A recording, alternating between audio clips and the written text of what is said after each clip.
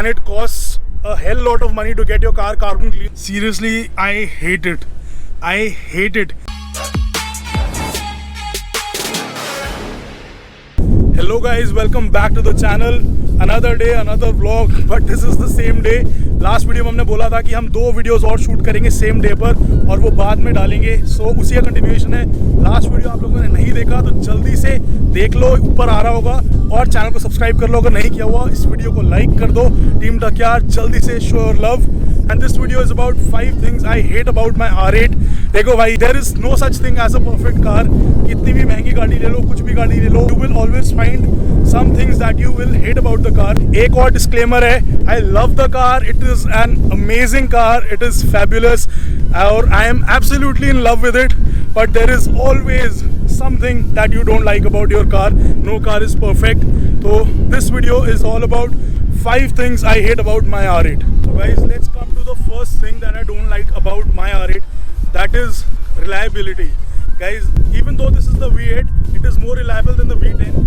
पर भाई अपने आप में ये गाड़ी रिलायबल नहीं है. ठीक है, बहुत लोग बोलते हैं this is the everyday super car, this is the super car you can use everyday, सबसे प्रैक्टिकल सुपर कार है, सब कुछ जायज़ है. बट रिलायबिलिटी के बारे में आता है तो naturally aspirated V8 engines are not that reliable. And the worst part is इस गाड़ी में डायरेक्ट पोर्ट इंजेक्शन है, जिससे कि इसके वाल्व्स में हमेशा और हमेशा कार्बन जमता रहेगा. और इस गाड़ी की हर 10,000 किलोमीटर्स पर कार्बन क्लीनिंग करानी चाहिए. इंडिया में आई डोंट नो कोई बाहर करता हो या ना करता हो, पर ऑडी सर्विस सेंटर वाले करते हैं. And it cost a hell lot of money to get your car carbon cleaned. Somewhere around 90-95,000 rupees लगते हैं हर 10,000 किलोमीटर पर इसको कार्बन क्लीन करवाने के. तो पहली बात तो ये आ गई रिलायबिलिटी की. ठीक है, दूसरी चीज़, इसका और भी बहुत ज़्यादा इश्यूज़ हैं. इश्यूज़ कैसे कि भाई अगर ये गाड़ी घर पे खड़ी भी है, अगर आप इसको यूज़ भी नहीं करते तो भी इसका लाखों रुपया खर्चा है. जैसे कि insurance, I got my car insured for 3,75,000 rupees and this was the best quote I could find anywhere online. और इधर उधर हर जगह देख के 3,75,000 से कम की इंश्योरेंस कहीं भी नहीं हो रही थी इस गाड़ी की. तो ये भी चीज़ है, ये भी मैं रिलायबिलिटी में ही इंक्लूड कर रहा हूँ. और इंजन की अगर बात करें तो वैसे it is a superb engine, the power is amazing, everything is amazing, but it is not that reliable. Obviously a V8 engine cannot be as reliable as a V6 or an inline 4, जो कि basically हर गाड़ी में use होता है. पर ठीक है, you have to pay the price when you buy a super car. और इंजन की रिलायबिलिटी की हम बात कर ही रहे हैं तो एक और फ्लॉ है R8 के इंजन्स में. Basically the car is build like this. ये गाड़ी है ही ऐसी. Both the engines, the V8 and the V10, drink engine oil like anything. मतलब कि एवरी 5-6,000 किलोमीटर्स पर आपको अपना इंजन ऑयल चेक करता रहना होगा, या फिर आपकी गाड़ी बता देगी आपको कि आपका इंजन ऑयल कम है. अंदर डिस्प्ले पर आ जाता है सब कुछ, which is also nice thing कि सब कुछ आपको बता देती है. पर ठीक है, इंजन ऑयल पीती है. और ये चीज़ अगर आपने चेक नहीं करी और अगर आपने कम इंजन ऑयल के साथ गाड़ी चला दी अपनी, तो भाई God bless your pistons and God bless your engine. और एक और चीज़ बता दूँ, नया इंजन कॉस्ट 40 लाख रुपीज़. तो भाई 40 लाख बचाओ. और मेरे R8 वाले भाइयों, जल्दी जल्दी अपना इंजन ऑयल हर 5-6 हज़ार किलोमीटर पर चेक करो. सेकेंड चीज़ गाइज जो कि R8 में बिल्कुल भी रिलायबल नहीं है, उसके लिए हमें अंदर आना पड़ेगा. That is the AC. Reliable और इफेक्टिव दोनों बोलूँगा इस केस में. सबसे पहली बात तो this is the mid engine super car, which means कि हमारा इंजन है यहाँ पर पीछे, और उससे आती है बहुत ज़्यादा हीट. कैबिन हमेशा इसका नॉर्मल गाड़ी से ज़्यादा गर्म रहेगा, क्योंकि you are just sitting in front of the engine and it is a 4,200 cc engine. तो obviously it will emit heat. उसके अलावा गाइज इसका AC is not the most powerful और द मोस्ट इफेक्टिव AC. मतलब कि cooling इसकी अगर जैसे नॉर्मल से अपनी एंडेवर से कंपेयर करता हूँ, ऑब्वियसली R8 को एंडेवर से कर नहीं सकते, बट सिर्फ AC एंडेवर का कंपेयर करता हूँ तो बहुत ही चिल्ड कर देता है, बहुत ही जल्दी, और बहुत ही इफेक्टिव है. इसका AC उतना ज़्यादा इफेक्टिव नहीं है. मतलब अगर एंडेवर का 100 है ना, तो इसका लगा लो 70 है. 30 का पूरा फ़र्क है इन दोनों में, जो कि बहुत ज़्यादा है. एक और बसूड़ी है, इसका AC रिलायबल भी नहीं है. They are just build like this कि इसका AC का कंडेंसर कभी भी उड़ जाता है. कभी भी का मतलब कभी भी. My car has done 5,000 kilometres. ठीक है, मैंने R8s देखी हैं जिनका 2,000 पे AC कंडेंसर उड़ा हुआ है. मैंने R8 देखी है जिनका 10,000 पे उड़ा हुआ है. मैंने अपने दोस्तों की ही R8 देखी है जिनका 20,000 किलोमीटर पे भी AC कंडेंसर उड़ा हुआ है. और एक ऐसी R8 मैंने फोरम पे भी पढ़ी है जिसने शोरूम से निकाली, अपने गराज में खड़ी करी, और उसके बाद अगले दिन सुबह गाड़ी निकाली तो उसका AC चलना बंद हो गया, कंडेंसर उड़ गया. तो this car has a major flaw in its AC. एक तो इफेक्टिव कम है, और चाहे 2,000 चली हो, चाहे 5,000, चाहे 2 लाख, ये टाइम बॉम्ब है, ये कभी भी उड़ सकता है. तो ये एक बहुत मेजर फ्लॉ है। जिसका चल गया उसका 1 लाख तक भी कुछ नहीं बोलेगा, जिसका उड़ गया उसका 2000-5000 पे भी उड़ जाएगा। तो ये एक बहुत मेजर फ्लॉ है R8 में। पता नहीं ऑडी ने कैसे इसको पास कर दिया इस कंडेंसर को, या पता नहीं the car is built like this. तो मतलब ये गलती ऑब्वियसली ऑडी वालों की ही है। इसको फेसलिफ्ट में ठीक कर सकते थे, पर फेसलिफ्ट में भी उन्होंने ठीक नहीं किया। And I hope I have not driven the newer version, the Gen 2। My car is the Gen 1। I think Gen 2 में उन्होंने ये चीज़ को रेक्टिफाई कर दिया होगा, पर Gen 1 आप कोई भी ले लो, फेसलिफ्ट ले लो, कोई वाली भी ले लो, सब में एसी का कंडेंसर में प्रॉब्लम है, चाहे V8 हो चाहे V10 हो। और एक और चीज़ आपको बता दूं, इसका एसी कंडेंसर जब उड़ता है तो कंडेंसर तो नया आपको मिल जाता है 80-90 हज़ार का बाहर से, पर उसको चेंज करने के लिए आपको पूरा इंजन खोलना पड़ता है। यस गाइज, पूरा इंजन गाड़ी के बाहर निकालना पड़ता है, फिर आप एसी कंडेंसर को रीच कर सकते हो और उसको बदल सकते हो। मतलब इतनी माइनर चीज जो कि गाड़ी का बम्पर खोल के रेडिएटर निकाल के नॉर्मल गाड़ियों में हो जाती है, क्योंकि रेडिएटर के पीछे कंडेंसर लगा होता है। R8 में उसके लिए पूरा इंजन खुलता है, सारा बाहर निकलते हैं कंपोनेंट्स, फिर कंडेंसर को बाहर निकालते हैं, फिर दूसरा कंडेंसर लगाते हैं।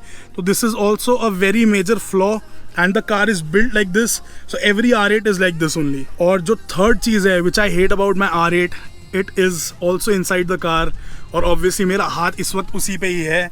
It is the gearbox, Audi Y।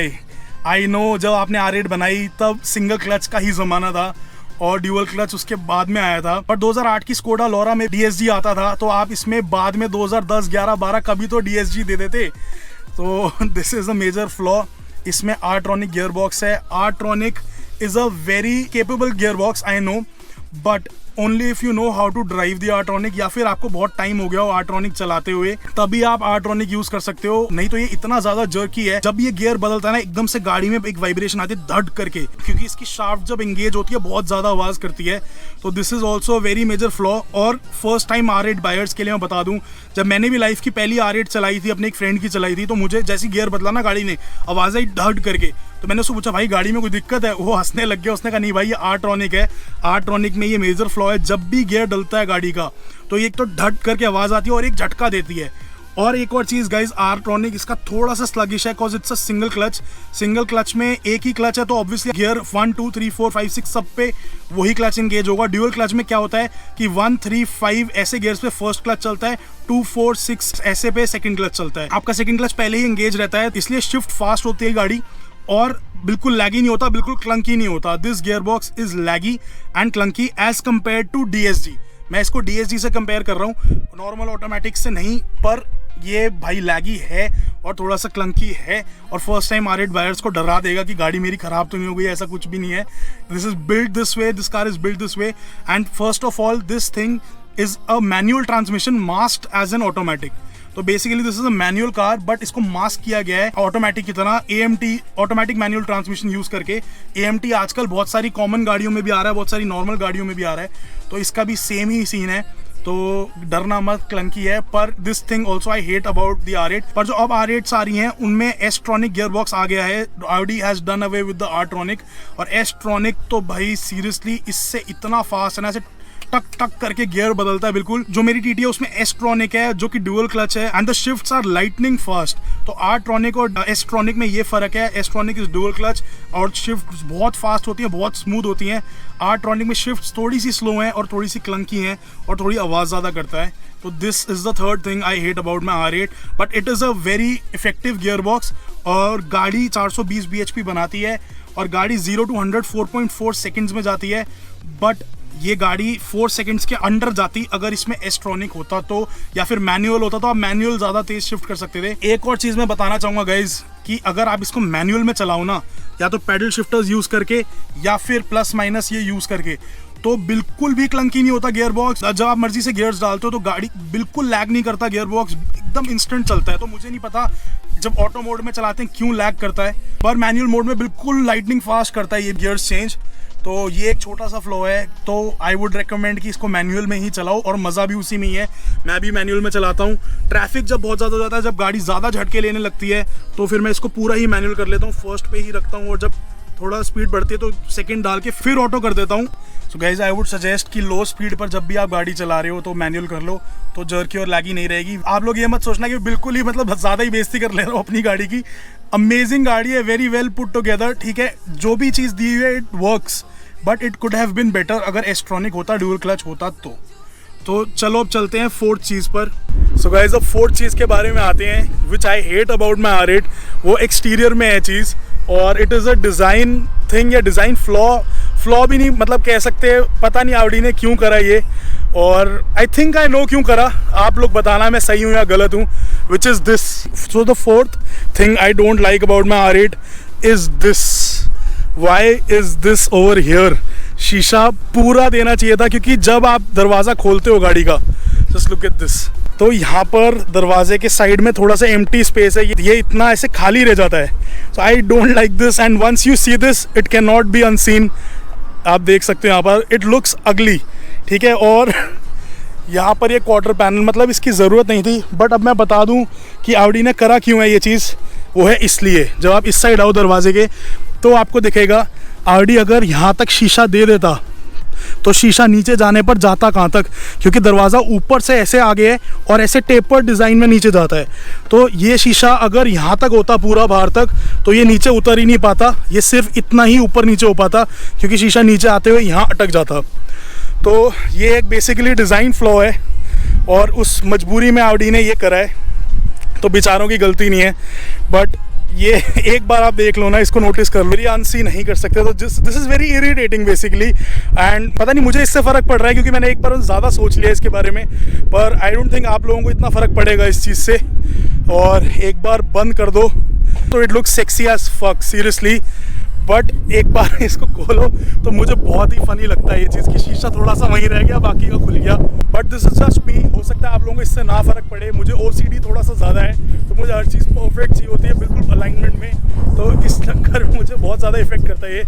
I don't think आप लोगों को उतना करेगा। So this was the fourth thing that I don't like about my R8। Let's go to the fifth one. So guys fifth और final चीज़ के लिए हमें गाड़ी के अंदर एक बार दोबारा से चलना पड़ेगा। तो गाइज अब हम लोग गाड़ी के अंदर आ गए हैं, and I will have to turn on the car for a moment for this thing, और गाड़ी स्टार्ट ही करते थे क्योंकि गर्मी बहुत ज़्यादा हो रही है। So this is Audi's MMI unit, और seriously I hate it.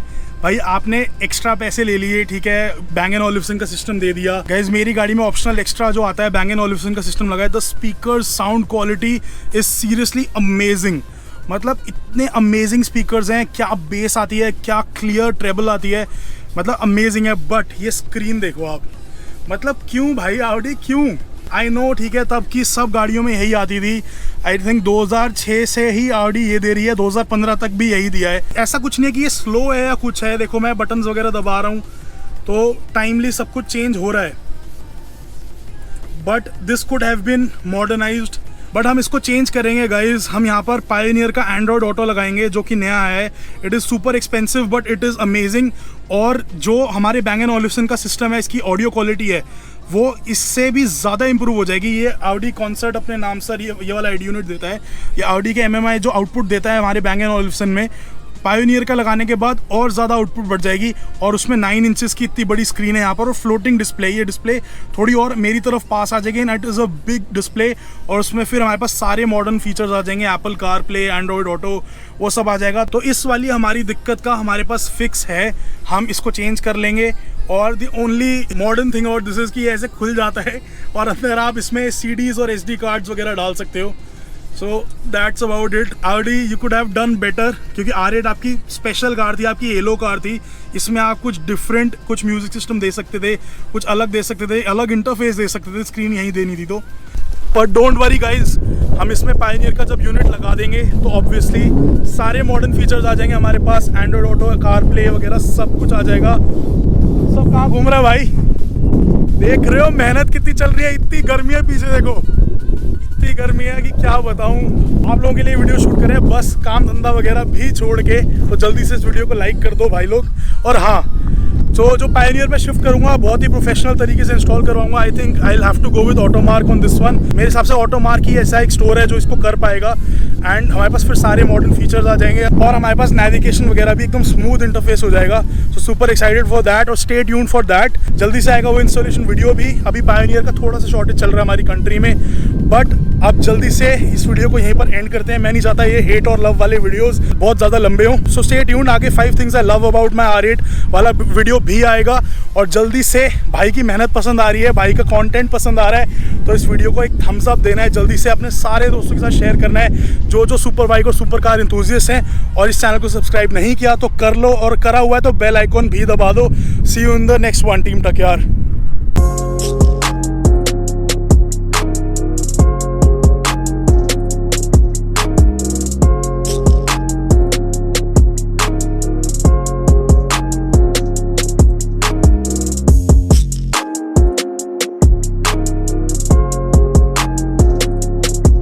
Mutual fund investments are subject to market risks. Read all scheme-related documents carefully.